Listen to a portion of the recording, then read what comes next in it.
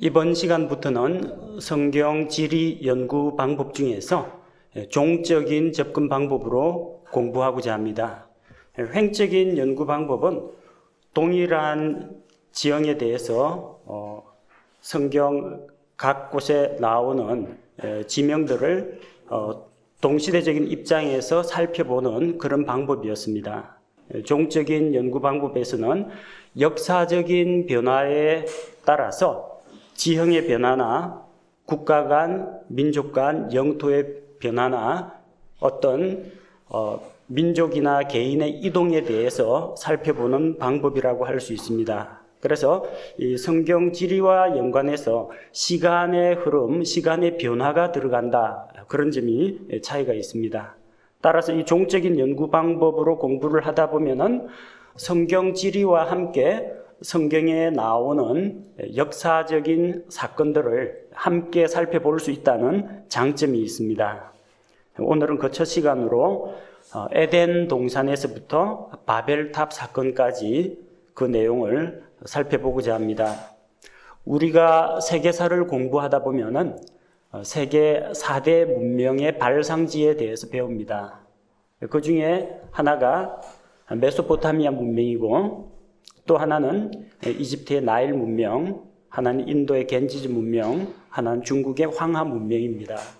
그 중에서도 가장 오래된 역사를 가지고 있는 그 문명의 발상지는 어디냐면은 메소포타미아 문명입니다. 역사적으로 기록이 남아있는 가장 오래된 문명은 바로 유프라테스 강과 티그리스 강 사이에서 형성이 되었습니다.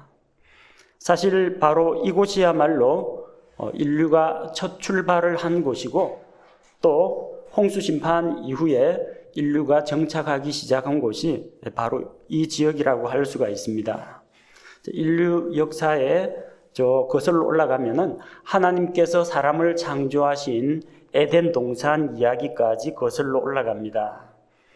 성경은 하나님께서 이 지구상에 에덴을 만드셨다고 기록이 되어 있습니다.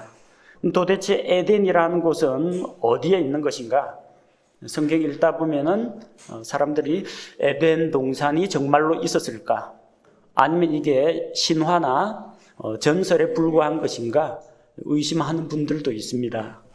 그러나 성경은 분명히 에덴 동산이 실존했다는 것을 보여줍니다.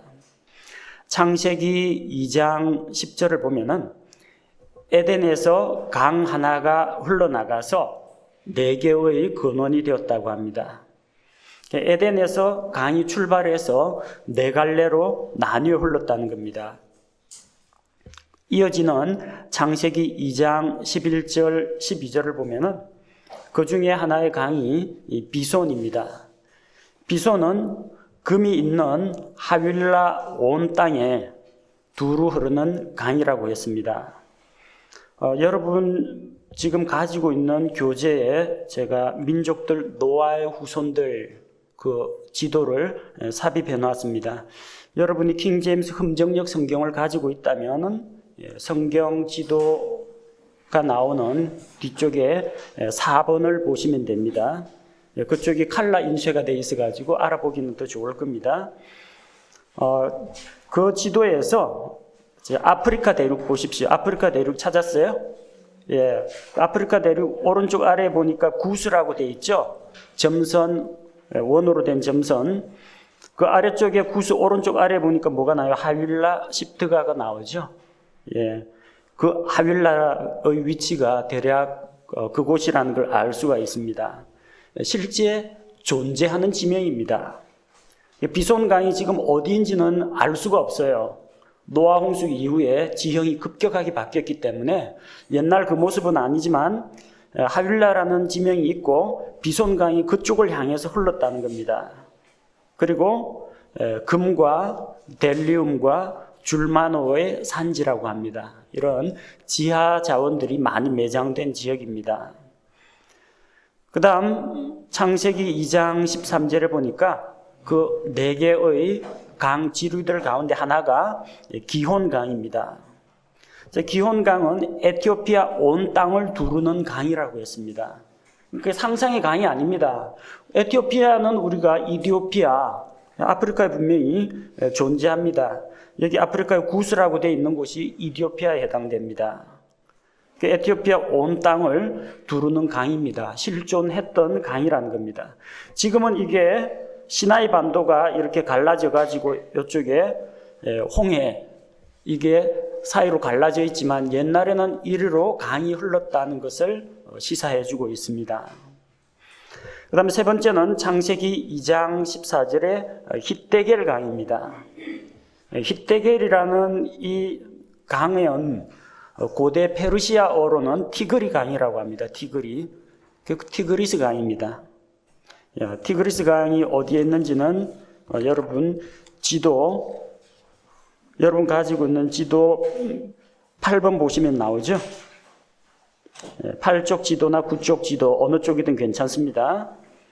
자, 그 지도에 보면은 바빌론 저 북쪽 강이 하나 흐르고 있죠.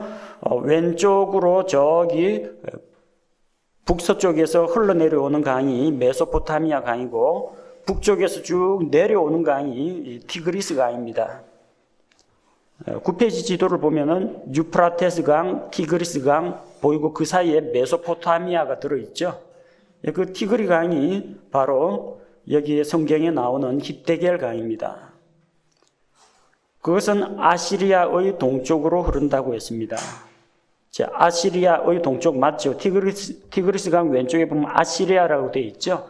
아시리아 동쪽에 북쪽에서 남쪽으로 쭉 흘러내려가는 티그리스 강이 있습니다. 그 다음에 유프라테스 강, 이거는 지명이 안 바뀌었습니다. 오늘날도 유프라테스라는 이름으로 불립니다. 그 유프라테스 강. 그러니까 에덴 동산의 위치가 정확하게 어디인지는 알 수가 없지만 강의 위치로 봐서는 아마 메소포타미아 평야 유역 어딘가에 있었다는 걸 알 수가 있습니다. 자, 그래서 에덴 동산은 실존하는 곳이고 아마도 티그리스 강하고 유프라테스 강이 만나는 페르시아만에 있는 어떤 북쪽 지역 그쪽이거나 아니면은 지금은 강 줄기가 어떻게 과거에 어떤 모양이었는지는 알 수가 없지만 어쨌든 이 메소포타미아 문명이 있던 이 지역이 아마도 에덴 동산이 존재했던 땅이라고 우리가 추정을 할 수가 있습니다. 우리가 뭐 정확하게 에덴이 어디다 그런 거는 알 수가 없습니다. 오늘날은 이제 고고학적인 그런 발굴과 또 인공위성으로 촬영을 해본 결과 옛날 고대의 물이 흐른 흔적 같은 것들이 뭐 발견이 되었다 뭐 그런 연구 결과가 있습니다만 그게 발견이 됐다고 해서 성경이 진짜고 발굴이 안 됐다고 해서 성경이 가짜고 그런 건 아닙니다. 그건 우리의 믿음에 대해서 증거자료로 주는 것일 뿐이지 우리는 그런 고고학적인 증거나 과학적인 증거가 없다고 할지라도 성경 말씀에 근거해서 믿는 겁니다. 너무 고고학을 의지하진 마십시오. 그건 참고자료로 삼으시면 됩니다. 자, 그런데 사람이 범죄한 이후에 하나님께서 사람을 에덴 동산에서 나가게 하셨고 그 에덴 동산은 지금 지구상에서 찾을래야 찾을 수가 없습니다. 자, 그런데 사람들이 그렇게 에덴의 동쪽을 향해서 나왔습니다. 아담이 가족들과 함께 나와가지고 에덴의 동쪽에서 살면서 또 가인과 또 아벨은 죽임을 당하고 하나님께서 주신 셋의 후손들이 아마 처음에는 같이 모여 살다가 점점 인구가 불어나면서 이 지역에서 퍼져나갔을 겁니다. 그리고 그들이 하나님 앞에서 죄를 짓고 온 세상이 부패하고 타락함으로 말미암아 하나님께서 전 세계적인 홍수를 내려서 이 땅에 있는 모든 것들을 심판하셨습니다. 그래서 노아의 홍수 사건이 창세기 6장에서 9장까지 보면 기록이 되어 있습니다. 그리고 노아의 홍수 사건이 일어나고 나서 홍수가 1년 이상 이 온 땅을 뒤덮고 있었습니다. 노아의 방주는 어디에 머물렀느냐면 노아의 방주가 산에 이제 걸렸죠. 아라랏 산의 기슭에, 산 기슭에 걸렸습니다. 물이 차 있을 때는 배가 산으로 가는 게 가능합니다. 근데 물이 빠지고 나니까 배는 산기슭에 정착해 있고 사람들은 배에서 나와서 산을 내려와야 됩니다. 자, 아라랏산이 어디 있는지 한번 위치를 찾아보십시오. 지도 8번을 보시면 금방 찾을 수 있습니다. 저 위쪽에 보니까 아르메니아라고 보입니까? 예. 그 아라랏산이라고 보이죠? 예. 그리고 그 아래쪽에 아라랏 산맥. 아라랏산, 우리는 그 산 이름을 아라랏산이라고 하지만 이게 뾰족하게 솟아오르는 하나의 산이 아니고요. 산맥입니다. 아라랏 산맥 가운데 이제 아라랏산이라고 하는 어떤 특정 봉우리가 있는 겁니다. 그래서 이 배가 여기에 정착한 다음에 물이 점점 물러나고 물이 빠지기 시작했죠. 전부 다 아래쪽은 한동안은 진흙이나 개펄처럼 되어 있었을 겁니다. 물이 마르기까지는. 그런데 산에서는 이제 사람들이 살 수가 없으니까 농사를 짓자면 노아가 농업을 시작하여 포도나무를 심었다라고 했는데, 그러면 아래쪽으로 물 빠짐이 좋은 땅으로 내려와야 됩니다. 그래서 아라랏산에서 쭉 남쪽으로 한번 내려와 보십시오. 어디가 나오겠어요? 대충 아라랏산에서 노아와 노아의 세 아들, 아내와 며느리들이 내려오면은 그 지역이 결국은 메소포타미아 지역이 되는 겁니다.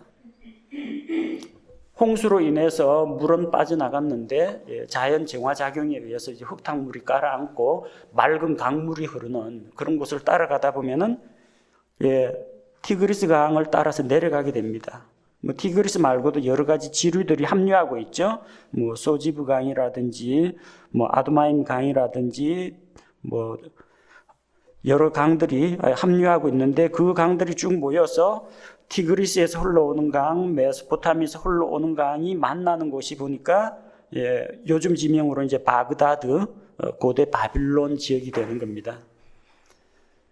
그런데 여기에서 어떤 사건이 일어납니까? 바벨탑 사건이 일어나죠. 셈, 함, 야벳, 자, 이런 노아의 아들들이 그 지역에 모여 살다가, 자, 거기에서 함의 후손 가운데 구스가 있습니다. 구스의 아들 가운데 니므롯이라는 사냥꾼이 있습니다. 홍수가 끝나고 나서 사람과 짐승 사이에 적대적인 관계가 형성됩니다. 왜냐하면 과거에는 사람이 나무 열매를 먹었습니다. 에덴 동산에서.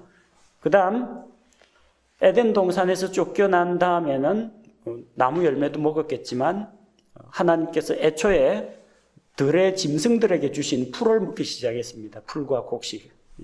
먹는 게 한 단계 떨어졌죠.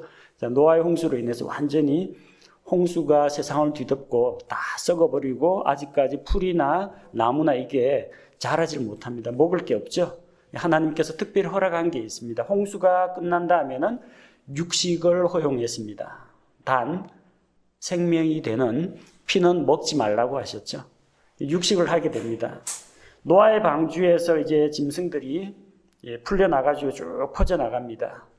그 짐승들 가운데에는 번식 주기가 아주 짧은 그런 짐승들도 있습니다. 쥐라든지 21일마다 한 번씩 번식합니다.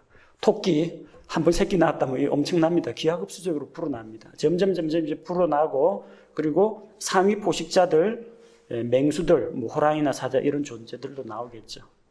자, 그래서 사람이 육식이 허용이 되고 또 옷을 만들어 입기 위해서 양가죽이라든지 호랑이 가죽이라든지 이런 것들도 필요하게 되다 보니까 사냥을 합니다.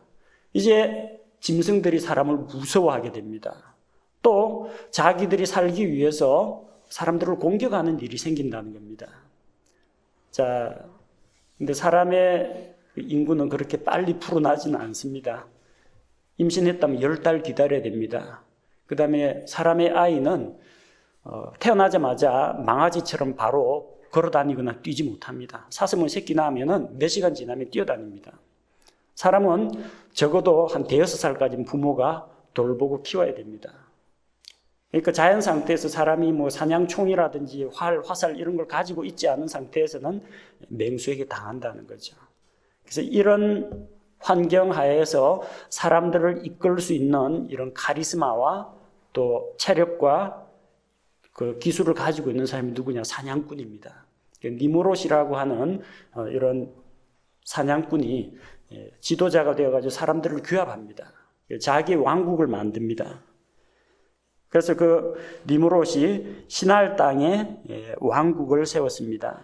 그 시날 땅이 바로 바빌론입니다. 여러분 지도 9쪽을 보십시오. 지도 9쪽에 보니까 바빌로니아, 바벨론이라는 그 글자 아래 녹색 글씨로 시날 평지라고 나와 있죠. 시날 평야가 바로 거기입니다. 시날, 바벨론, 나중에 나오겠지만 두라 평원 다 같은 지역에 있습니다. 자, 이 시날 평지 넓은 평야를 만났습니다. 자, 여기에서 자기 왕국을 건설하고 사람들이 흩어지는 걸 막기 위해서 바벨탑을 건설합니다. 그 취지는 뭡니까? 하나님께서는 다산하고 번성하여 온 땅에 편만하라, 널리 퍼지라고 했는데 말씀에 불순종하는 겁니다. 자기 통치권 하에 사람들을 모아두기 위해서 성을 쌓고 높은 대를 만듭니다. 그리고 그 대를 하늘 꼭대기까지 올리자. 대기권 뚫고 올라갈 수는 없습니다. 근데 인간의 교만한 마음이 우리가 단합된 힘을 발휘하면은 하늘까지 닿을 수 있다라는 이 교만한 마음을 품었고, 또 멀리서도 그 대 꼭대기가 보이게 해서 그 바벨 탑을 중심으로 사람들을 결집시킨 겁니다. 당시에는 사람들의 이 언어 구조가 구강 구조나 이 혀나 이런 것이 동일했고 언어도 한 가지를 사용했기 때문에 그 수많은 사람들이 단합이 잘 됩니다. 근데 하나님께서 바벨탑을 건설하는 그 사람들의 헛된 야망을 보시고 하나님께서 징계를 내리셨습니다. 그 징계가 무엇이냐? 언어를 혼란하게 만드신 겁니다. 이게 바벨이라는 말이 혼란이란 뜻입니다. 어느 날 갑자기 사람들이 말이 통하지 않게 되었습니다. 말이 통하는 사람끼리 같이 모이게 된 거죠. 언어학자들이 연구한 바에 의하면은 비슷한 어군끼리 모아보면은 이 라틴 계열 어휘라든지 앵글로색슨 혹은 그리스 로마에서 파생한 언어들 비슷한 어군들을 모을 수가 있습니다. 근데 올라가면 공통점이 안 나와요. 어군들과 어군들 사이에는 공통점이 안 나오고 어느 날 갑자기 언어의 단절이 일어났다는 것을 알 수가 있습니다. 언어가 점진적으로 분화돼가지고 다양하게 퍼진 게 아니고요. 한순간에 여러 가지 언어로 분화가 됐다는 겁니다. 그래서 비슷한 어군 안에서는 공통점들이 있는데 어군과 어군을 연결시킬 만한 연결고리가 전혀 없다는 겁니다. 점진적 발전이 아니라 한순간에 갑자기 언어의 단절, 분열이 왔다는 것을 보여줍니다. 그 사건이 일어난 곳이 시날 평야에 있는 바벨탑 사건 때입니다. 그래서 이제 말이 통하는 사람끼리 이제 모여가지고 뿔뿔이 흩어지기 시작합니다. 노아 홍수가 끝나고 나서 사람들이 어떻게 흩어지는지 한번 살펴보시기 바랍니다. 자, 그래서 야벳과 함과 셈의 후손들 위치를 한번 파악해 보시기 바랍니다. 자, 야벳의 후손들은 유럽 쪽으로 흩어졌습니다. 성경 지도를 보시는 게 조금 나을 겁니다. 그쪽은 칼라로 되어 있어가지고 찾기가 더 편합니다. 성경 뒤쪽 부록에 나오는 지도 4, 민족들, 노아의 후손들, 출애굽 바로 전에 있습니다. 자, 초록색으로 표시가 되어 있습니다. 자, 야벳의 후손들, 창세기 10장 2절에서 5절에 나옵니다. 자, 찾아보십시오. 고멜, 보입니까? 점선 동그라미, 고멜 찾았어요? 그 다음에 마곡, 고멜에서 저 오른쪽 위에 있습니다. 마곡. 그 다음에 마대는 그 카스피의 아래쪽에 있습니다. 녹색 글씨, 마대. 또 뭐 일부 여러분 못 찾는 그런 지명들도 나올 겁니다. 그 다음에 야완. 저 지중해 안에서 에게해 오른쪽에 있습니다. 야완. 그 다음에 두발. 야완에서 오른쪽에 두발이 있죠. 그 다음에 메색, 카스피의 왼쪽에 있습니다. 그 다음에 디라스. 디라스는 저 고멜 왼쪽 아래 흑해 옆쪽에 나오죠. 디라스. 이것은 지명이 아니라 야벳의 후손들 이름입니다. 그런데 이 사람 이름이 결국 나중에 땅 이름이 됩니다. 요즘도 뭐 마찬가지죠. 사람들은 자기 이름을 영원토록 남기려고 합니다. 아담의 범죄 이후 인간의 수명이 제한됩니다. 죽음을 향해서 갑니다. 1000년을 넘기지 못합니다. 노아 홍수 끝나고 나서는 수명이 점점 짧아집니다. 그래서 자기의 그 생애가 끝난 뒤에도 사람들이 자기 이름을 기억하도록 하기 위해서 자기가 소유한 그 땅 이름을 자기 이름으로 짓게 됩니다. 시편 기자가 이것을 시편에 기록한 바가 있습니다. 사람은 장구하지 못합니다. 근데 땅은 영원할 것이라고 사람들이 생각하고 그 전지를 자기 이름으로 칭하는도다. 그 땅을 자기 이름으로 짓습니다. 록펠러 센터, 카네기 홀, 그리고 존 F 케네디 공항, 이런 것들이 전부 다 사람 이름을 따가지고 기념해서 짓는 겁니다. 부자가 기부를 하거나 역사적으로 어떤 유명한 위인이거나 그러면 자기 이름을 남길 수가 있습니다. 그 사람은 죽었지만 그 사람의 이름을 딴 거리나 도로나 공항은 그대로 남아있는 겁니다. 옛날 사람들도 마찬가지였습니다. 내 죽으면 아무도 나를 기억하지 못할 텐데 그래서 사람 이름이 땅 이름이 되는 겁니다. 자, 그 고멜의 후손은 아스그나스, 지도에서 아까 메색 아래쪽에 있습니다. 그 다음에 리밧, 흑해 아래쪽에 있죠. 도갈마, 아까 아스그나스 아래쪽에 있습니다. 초록색으로 표시되어 있죠. 그래서 이 사람들은 나중에 저 유럽 쪽으로 이동을 하게 됩니다. 지금 소아시아 지역, 그러니까 티그리스 유프라테스 강에서 저 북서쪽으로 이동했다는 걸 알 수가 있죠.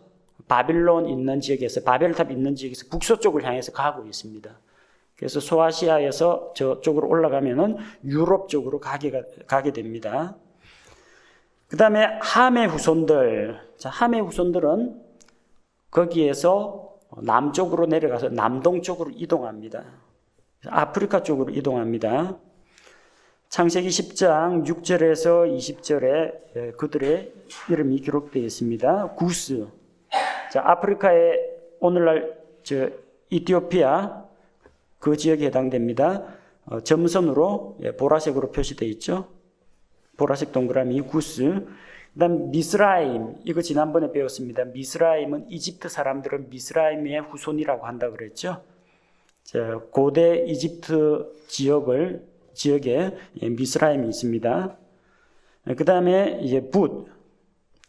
자, 그 지중해 아래쪽에 붓이 있습니다. 그다음에 가나안. 가나안은 알죠? 우리 팔레스타인 땅에 가나안이 있습니다. 그다음 구스의 후손이 누구냐? 스바, 스바 혹은 시바라고 합니다. 그다음에 하윌라, 그다음에 삽다.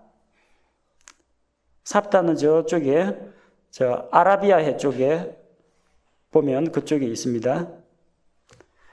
그다음에 라마, 역시 그쪽에 페르시아만 그 아래쪽에 있습니다. 라마, 그리고 삽드가, 그리고 니무롯은 아까 말씀드린 그 지도자 사냥꾼 이름이고, 삽드가는 그 구스 오른쪽 아래에 금이 나는 하윌라 땅 아래쪽에 있습니다. 동부 아프리카 쪽에 있습니다. 그리고 라마에서 세바와 드단이 나왔고, 니무롯은 강한 사냥꾼이었는데 시날 땅에 자기 왕국을 세웠고 바벨과 에렉과 아갓과 갈레 이런 지역을 건설하게 됩니다. 11절에 보면은 창세기 10장 11절에 셈의 아들 아수르가 그 땅에서 나와 니느웨, 르호봇, 갈라, 레센을 건설했다고 합니다. 그리고 미스라임은 이집트죠. 미스라임은 루딤, 아나밈, 르하빔, 납두힘, 바스루심, 못 듣던 이름이죠. 가슬루힘, 이건 들어봤을 겁니다. 가슬루힘, 갑도림, 갑돌섬이 갑도림이고, 그 갑돌에서 블레셋 사람들이 건너왔습니다. 가슬루힘은 저쪽 아프리카 북쪽 지중해 연안 쪽에 있습니다. 그리고 진짜 우리가 관심을 가져야 할 게 이제 가나안 족속들, 가나안 땅. 자, 시돈, 헷. 시돈은 여러분 두로와 시돈 할 때 그 시돈입니다. 가나안의 저 북쪽에 두로와 시돈 있는 거기에 시돈이 나오죠. 그 다음에 헷. 헷은 히타이트. 저 터키 오른쪽에 있는 두 발 아래쪽 헷 보이죠? 그 히타이트 족속들, 철기 문명이 발달한 이제 고대 왕국입니다. 그리고 가나안 족속들 가운데 몇몇 족속들은 이름이 여기에 거론되어 있습니다. 여부스 족속, 아모리 족속, 기르가스 족속, 히위 족속. 이 가나안 땅에 있는 7족속의 이름 가운데 일부는 여기에도 등장합니다. 그 외에 알가, 신, 아르왑, 스말, 하맛 이런 이름들이 나오죠. 가나안 족속의 경계는 시돈에서부터, 시돈은 저 북쪽 두로와 시돈, 팔레스타인 저 북쪽에 있습니다. 시돈에서부터 그랄에 이르는 가자까지, 그랄 지방, 블레셋 사람들이 있던 그 블레셋 사람들 위치, 그 5개 부족 도시 가운데 하나가 가자죠. 가사, 그 가자, 그쪽이 그랄 평야입니다. 그래서 아브라함이 그랄 왕과 교류가 있었고 이삭도 그랄 지역에서 거한 적이 있습니다. 그리고 사해 부근에 소돔과 고모라, 이것도 가나안 족속의 땅입니다. 그리고 아드마와 스보임, 이것 역시 가나안에 속해 있습니다. 자, 그 다음에 이제 셈의 후손들, 셈족, 에벨 족속의 조상, 그리고 야벳의 동생이라고 기록되어 있습니다. 셈, 함, 야벳 하는데 셈이 장자가 아닙니다. 셈은 야벳의 동생입니다. 셈의 아들들은 엘람, 지도상에서 여러분 빨간색 점선 동그라미, 페르시아만 위쪽에 엘람이 있습니다. 그 다음에 아수르가 옛날에 이제 아시리아 땅 그쪽에 아수르가 있습니다. 페르시아만에서 티그리스 강을 타고 올라가면은 아수르가 나옵니다.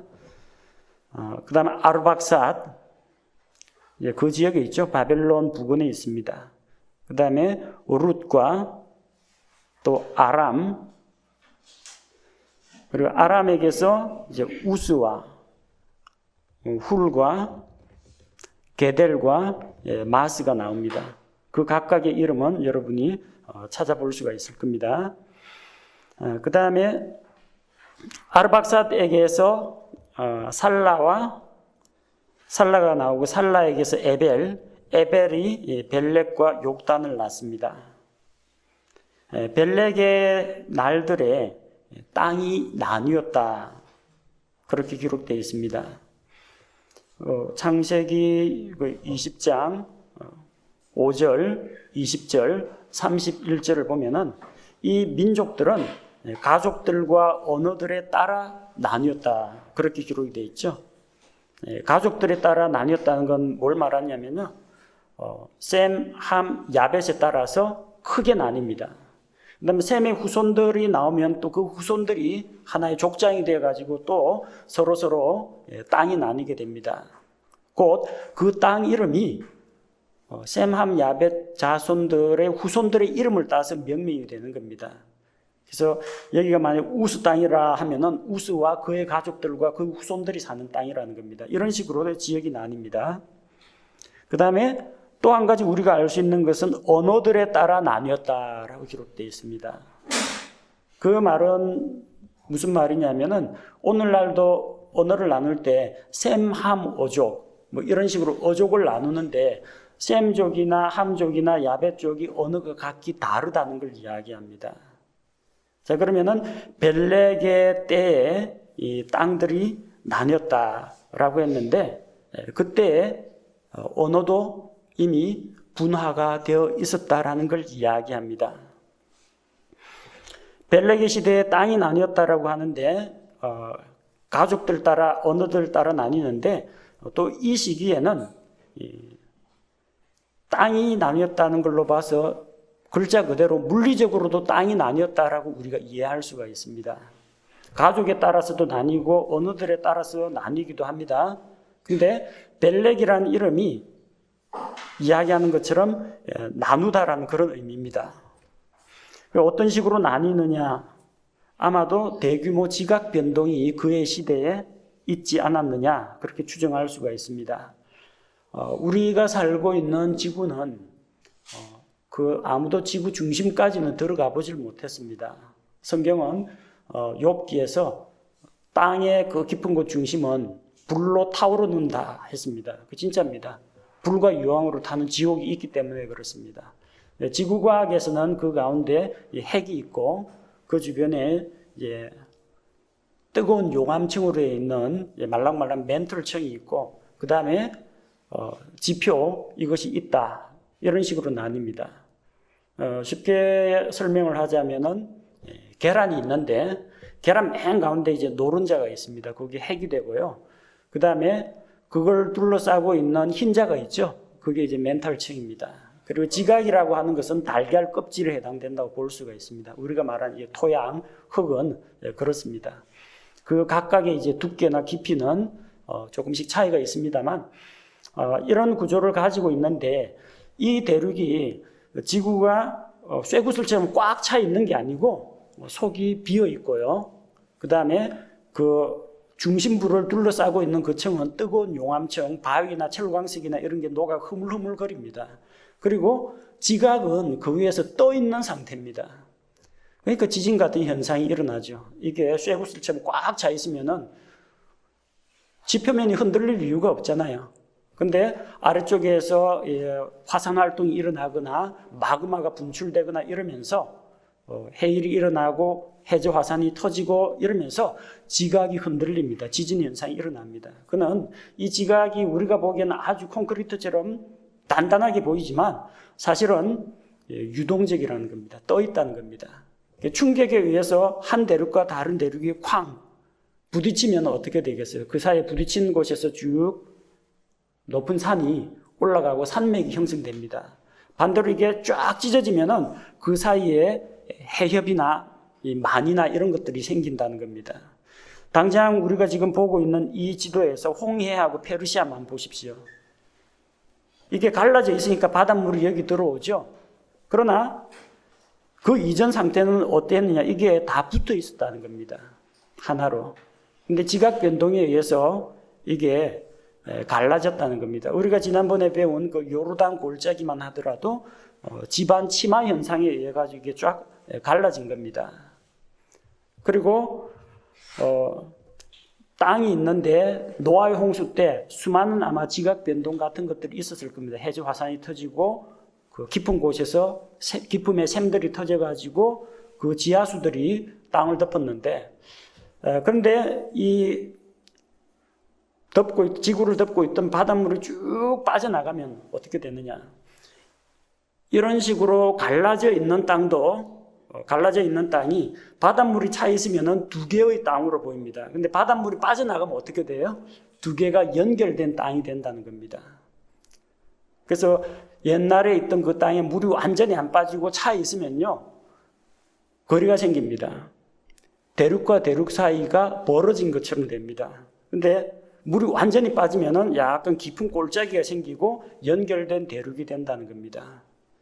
마치 우리 저 부산의 오륙도 생각하면 됩니다. 저 섬이 하나인가 두 개인가. 물이 들어오느냐 빠지느냐에 따라서 하나의 섬으로 보일 수도 있고 두 개의 섬으로 보일 수도 있습니다.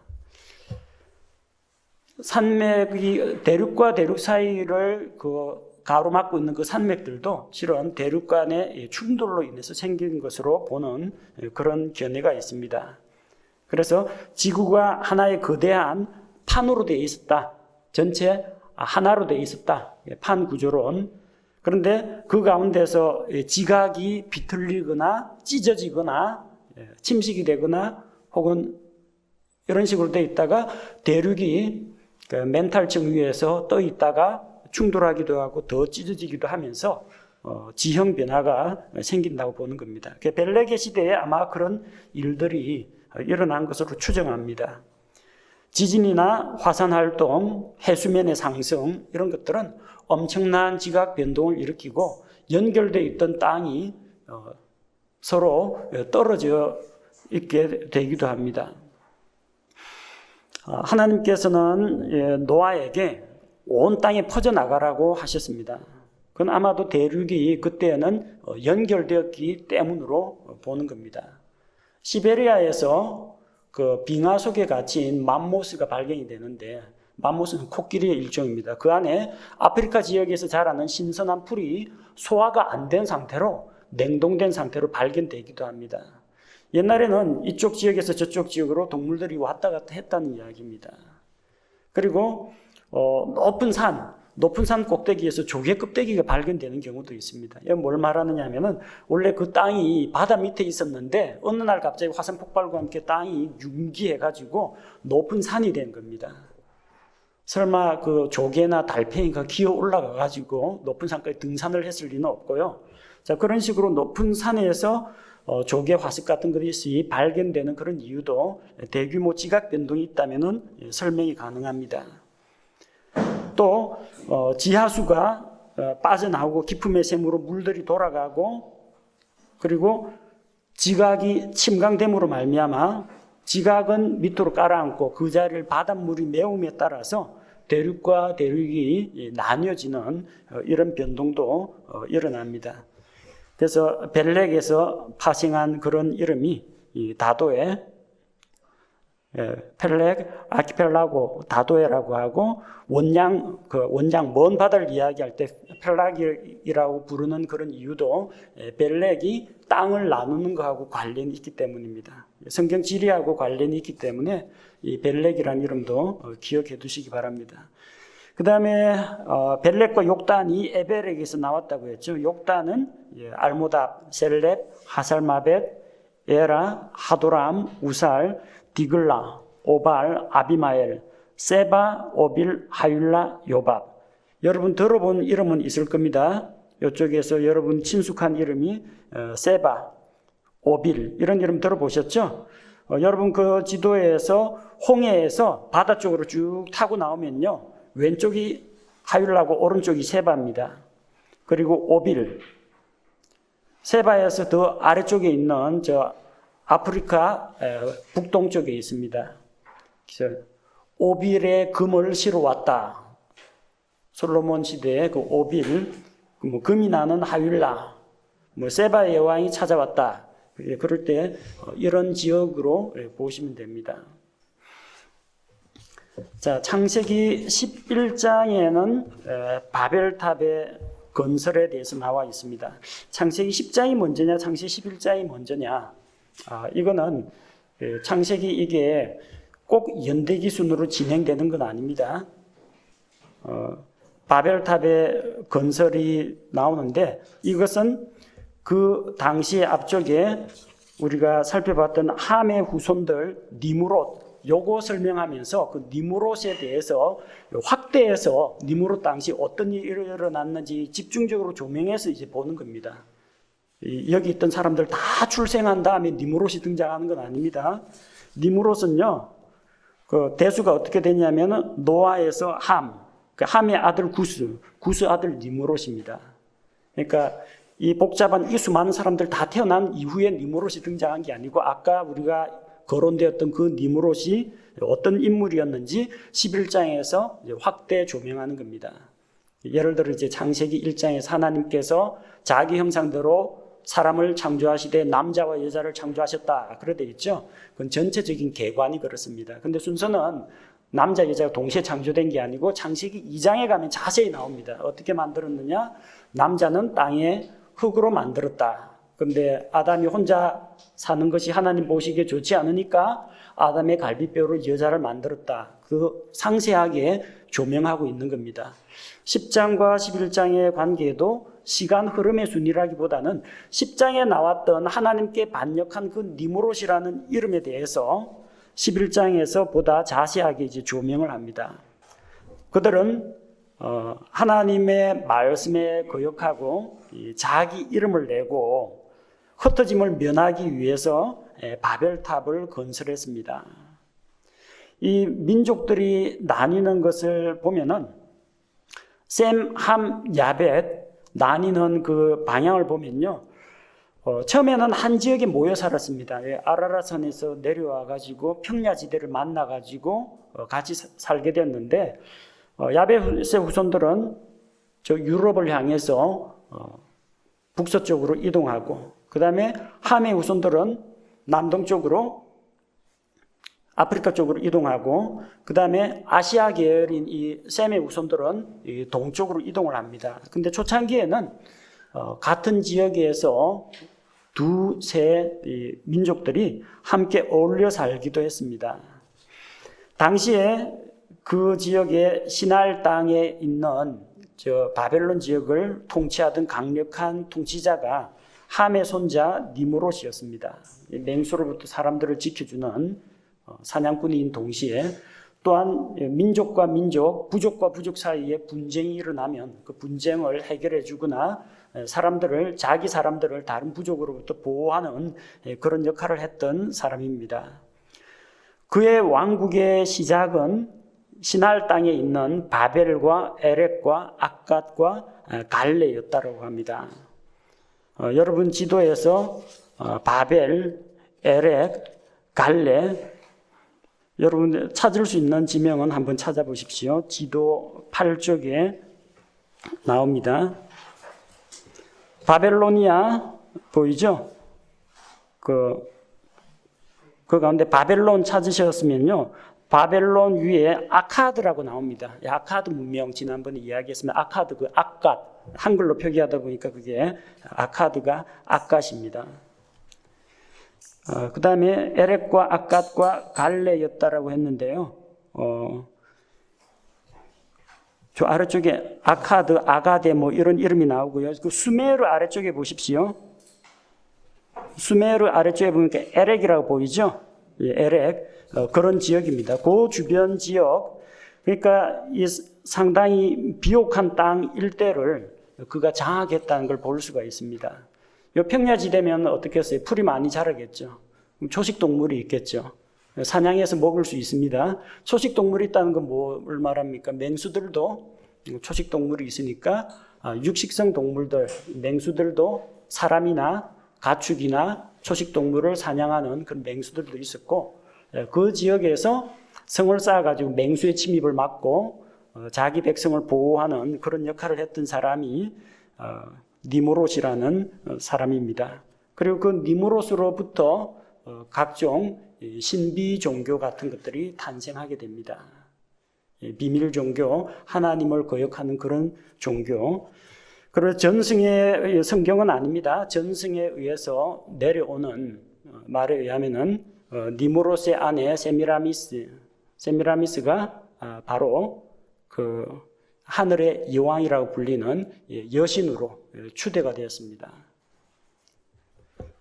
그래서 니무롯을 숭배하고 세미라미스를 추종하는 여신 숭배, 그리고 이런 여신 숭배와 아기를 안고 있는 여인의 모습, 그게 세미라미스의 우상입니다. 세계 각국의 신화에 나오는 아기 안고 있는 여신의 그런 모델이 됩니다. 자, 그리고 그 사이에서 나는 그 아들이 이제 담무스, 사람들이 또 담무스도 역시 이제 우상으로 섬기죠. 그래서 남편과 아내와 그 아이 이런 관계가 고대 종교에서도 나타난다는 걸 볼 수가 있습니다. 창세기 10장 11절에서 12절에 보면은 그 위쪽에 있는 북쪽은 셈의 아들 아수르의 영토입니다. 아래쪽은 바빌론이고 위쪽은 아시리아 아수르라고 했죠. 그 아수르라는 이름이 어디서 나왔느냐? 셈의 아들로부터 나왔습니다. 자, 그 땅에서 아수르가 나아가 니느웨와 르호봇 도시와 갈라와 또 니느웨와 갈라 사이에 레센을 세웠는데 바로 그것은 큰 도시니라 그렇게 기록되어 있습니다. 여러분 가지고 있는 지도 그쪽 8쪽에 보면요. 니느웨 찾을 수 있습니까? 티그리스 강 상류에 있습니다. 메소포타미아 평야, 메소포타미아라는 글자 오른쪽 위에 보면 아시리아, 더 올라가면 갈라, 니느웨, 할라 이런 이름들이 나오죠. 예, 그 일대입니다. 아수르가 그 지역을 차지해가지고 아수르가 나아가서 그 지역에 도시를 세웠다 기록되어 있습니다. 개역으로 읽으면 이게 잘못 번역되어 있고 어떻게 되어 있냐면 니무롯이 아수르와 니느웨를 건설했다라고 합니다. 그 니무롯은 함의 우선이고 아수르는 셈 계열의 나라입니다. 니무롯이 아수르를 건설한 게 아니고요. 아수르가 나아가서 아수르는 지명이 아니라 사람이라는 겁니다. 그 당시에 셈족과 함족이 섞여 살았다는 이야기입니다. 창세기 11장 31절을 보면은 셈의 후손인 아브라함이 어디에서 살았어요? 갈대아 우르에서 살았습니다. 갈대아 우르. 갈대아 우르가 어디예요? 갈대아 우르가 바로 고대 바빌론 그 자리입니다.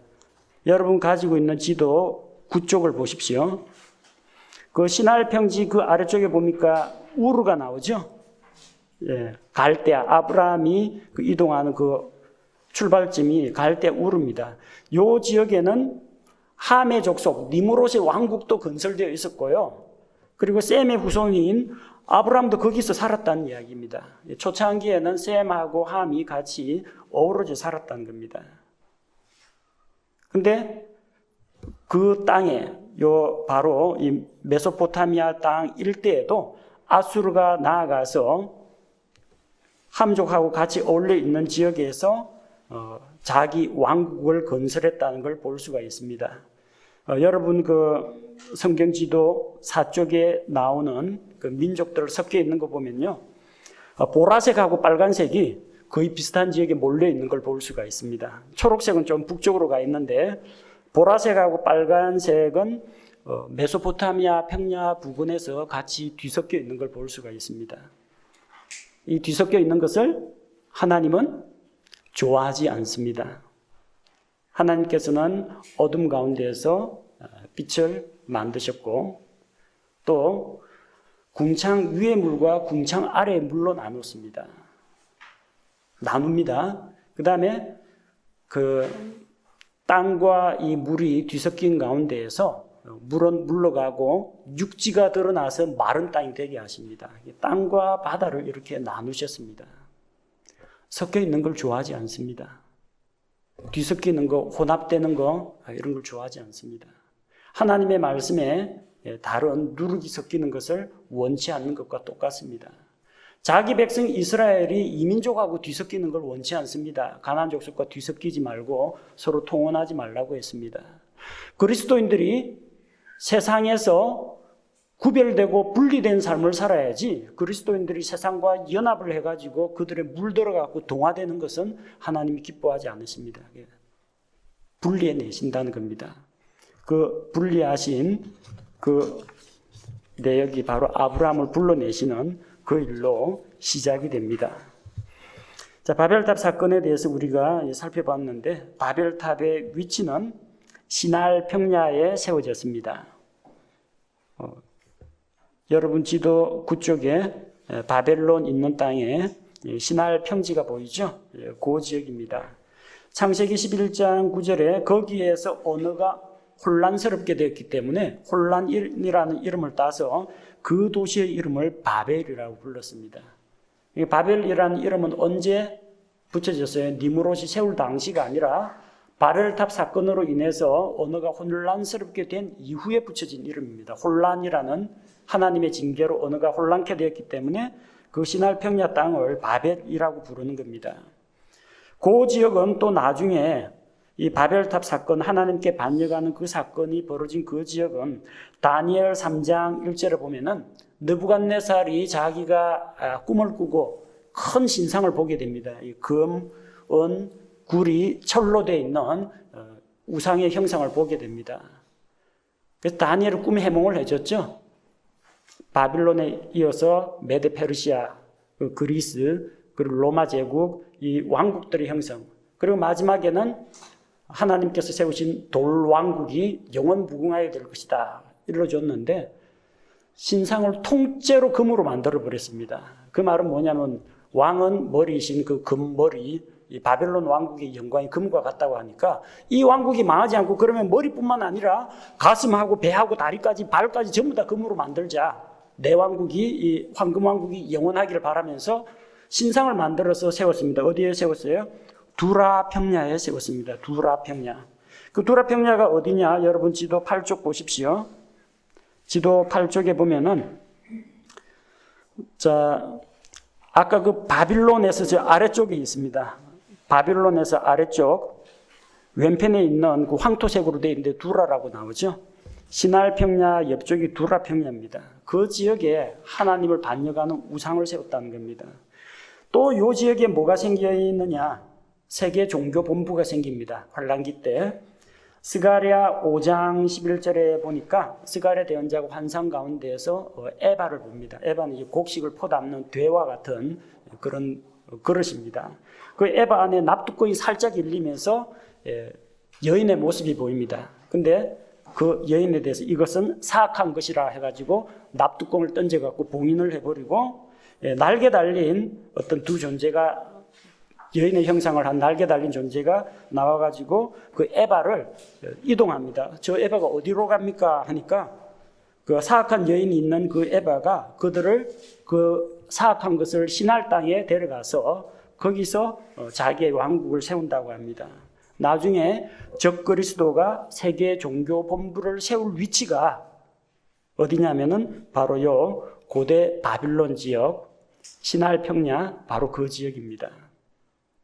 우리가 보기에는 바벨론 시날 하면 거기가 거기인 것 같은데 역사적으로 보면은 꼭 사악한 일, 하나님을 반역하는 일, 우상을 세우는 일, 바로 그런 것들이 이 지역에서 일어난다는 것을 이제 알 수가 있습니다. 그래서 이 에덴 동산으로부터 고대 바빌론의 바벨탑 사건까지 우리가 창세기 2장부터 창세기 11장까지 관련되어 있는 지역들을 한번 살펴보았습니다.